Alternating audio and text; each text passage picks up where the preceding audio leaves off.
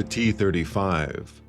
This heavy tank was often called a land battleship, and it was the only 5-turreted heavy tank in the world produced beyond the prototype stage. 60 T-35s along with 2 prototypes were built between 1932 and 1939, and they fought against the German army during Operation Barbarossa in 1941.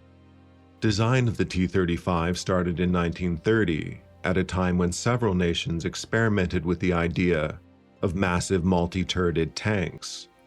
The T-35 took inspiration from some of these designs, with some speculating the British Vickers A1E1 Independent was the principal inspiration. Only one Vickers Independent was made, and by the mid-30s most armies gave up on the idea of massive multi-turreted tanks. The Soviet Union, however, pressed on, as at the very least, such large, seemingly impressive tanks could have a propaganda effect, especially if they were the only country producing them. The 5-turret configuration varied, but the typical arrangement is as follows. The tank's main gun housed in the top turret was a short 76mm gun, primarily to be used against unarmored targets.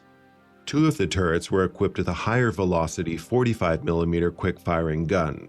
These were better at taking on armored targets. The 2 smaller turrets were single-seat and each had one 7.62mm DT machine gun. The larger turrets too had machine guns, and the whole tank could have up to 7 machine guns.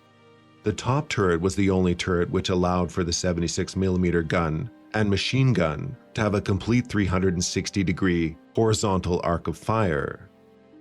Armor thickness was at most on upgraded T-35s a maximum of 70mm at the front, 25mm for the turrets, and side skirts added 10mm to the side armor covering the tracks. Up-armored T-35s weighed as much as 55 tons.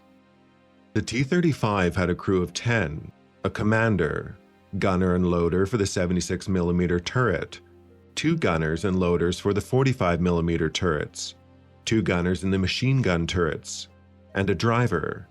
Additionally, 2 mechanics were attached to each tank in support, making the crew effectively 12 men.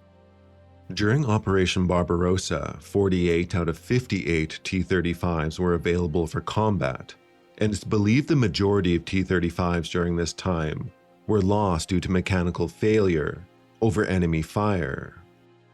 Transmission problems were the most common cause of breakdowns for the overweight vehicle. The V12 petrol engine, producing 500 horsepower, provided heavier units with less than 10 horsepower per ton. The largest issue for the tank was that they were uncommon and out of production, meaning few parts were available for repairs. In the field, their recovery was less important than that of more premium Soviet tanks, like the KVs. One T-35 was captured by the German army and shipped to Kummersdorf near Berlin for evaluation. This tank amazingly would extend the T-35's combat career, as it would later be activated in a last-ditch effort to protect Berlin and the surrounding area, this time from the advancing Soviets. The German army pressed several of its museum and training tanks into service at this time. This T-35 likely functioned as a glorified pillbox or fortification, before eventually being recaptured by the Soviets. With tank design, simple and reliable is always best. More turrets equals more problems. The weight of the T-35's design went into the turrets. The T-35 traded turrets for speed, armor, and even firepower. Because there was no one single large turret, the tank could not be upgraded to use any larger guns. Despite the T-35 being massive, it was cramped inside, with fighting compartments separated from each other. Communication between the separate crews in the tank was important, but chaotic. Communication was particularly important, as some turrets could block the exit hatches of others, if pointed in certain directions.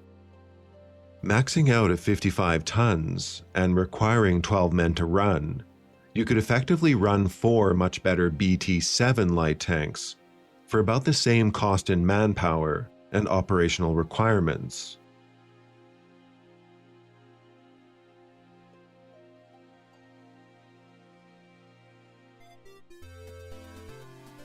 Alright, thanks for watching.